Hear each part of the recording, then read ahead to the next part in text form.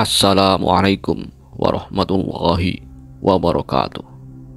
Bertemu kembali dengan channel Ibra Fatih 18, channel sejarah, pengajian, dan budaya Nusantara.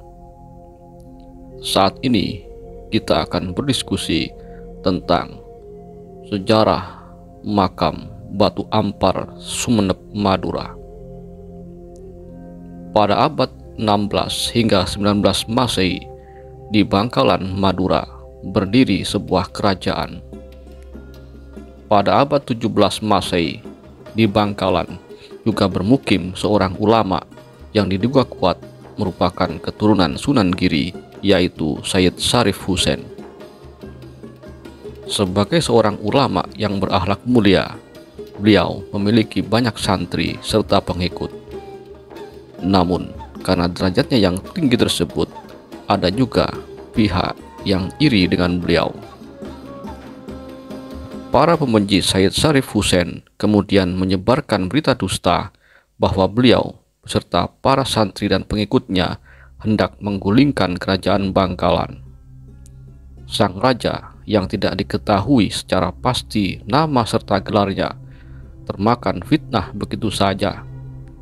Maka tanpa klarifikasi, sang raja mengirimkan pasukannya untuk menyerang pesantren Syed Syarif Husain, bahkan mewafatkan beliau. Syed Syarif Husain wafat saat melaksanakan sholat duha.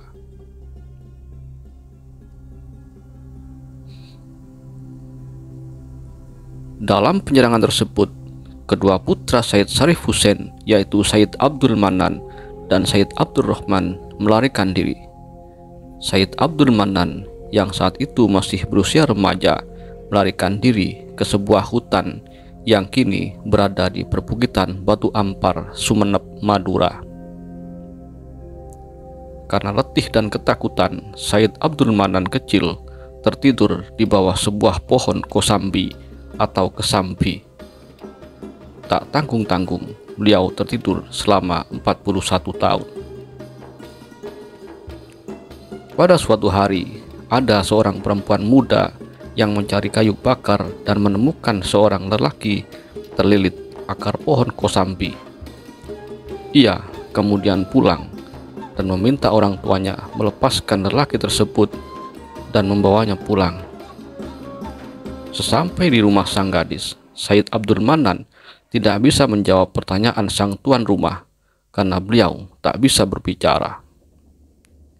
Baru pada hari ketiga beliau bisa menjawab asal-usulnya. Singkat cerita, Syed Abdul Manan yang sudah cukup sepuh dinikahkan dengan gadis muda yang menemukannya.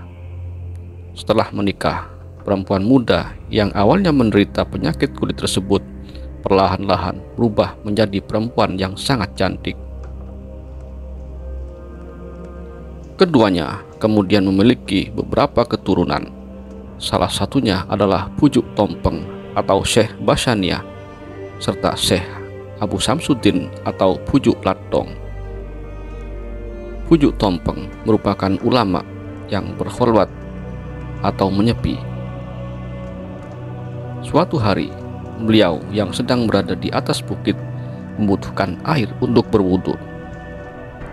Pujuk Tompeng kemudian melemparkan sebuah tongkat dan menancaplah tongkat itu di atas tanah yang rendah. Dari sana kemudian muncul mata air, dan mata air tersebut mengalir ke atas bukit di mana Pujuk Tompeng berada. Dengan demikian, Pujuk Tompeng bisa berwudu dengan mudah. Sedangkan Pujuk Latong memiliki karomah berupa sinar yang dapat memancar dari dadanya. Sinar tersebut, jika dilihat oleh ahli maksiat yang belum bertobat, akan membuatnya binasa.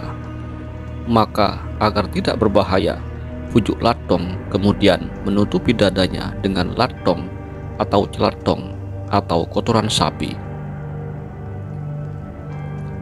Salah satu keturunan Pujuk Kesampi atau Syed Abdul Manan yang bernama Syekh Jazuli suatu saat berkholwat di pesisir selatan Madura. Di sana, Syekh Jazuli bertemu dengan Nabi Khidir dan mengijazainya wirid Songai Raja.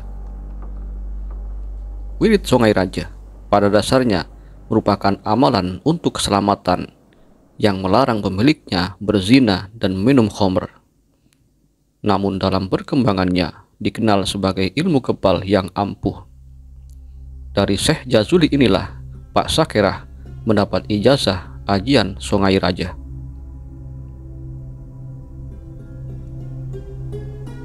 Menurut salah satu keturunan Pujuk Kesampi yang keberatan dipublikasikan namanya, Mbah Hasyim Asy'ari, pendiri Nahdlatul Ulama, juga pernah nyantri di pesantren Batu Ampar.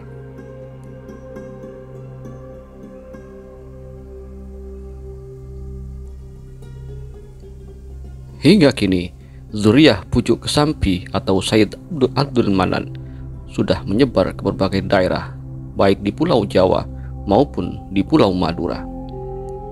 Bahkan banyak para kiai di Pasuruan, Jawa Timur yang merupakan keturunan beliau.